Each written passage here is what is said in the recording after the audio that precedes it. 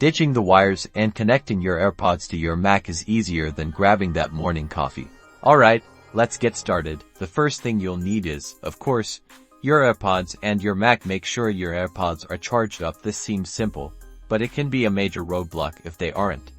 Then, you should get the latest operating system software running on your Mac now. Grab your AirPods case and open the lid. Next, look up to your Mac's menu bar, which is at the top of your screen. Find the Bluetooth icon. It usually looks like a Bluetooth symbol, a sort of wavy B. If you don't see the Bluetooth icon, it's sometimes hidden. Click the Apple menu, located in the top left corner of your screen. Select System Settings, and then click Bluetooth in the sidebar. Click the Bluetooth icon to open the Bluetooth settings panel on your Mac. Make sure Bluetooth is turned on. You want the slider to be blue to show that it is turned on now.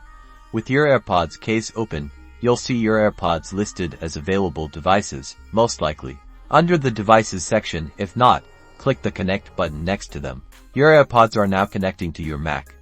Once the connection is successful, which should only take a few seconds, it'll show connected next to your AirPods. Now, you should be able to enjoy audio from your Mac through your AirPods. If you've previously used your AirPods with other devices, they might take a moment to re-establish their connection. If it doesn't, disconnect them from the other device. To confirm the connection, start playing some audio from your Mac, music, a video, or even a system sound. You can check your system settings and sound to make sure the output device is set to your AirPods, and that's it.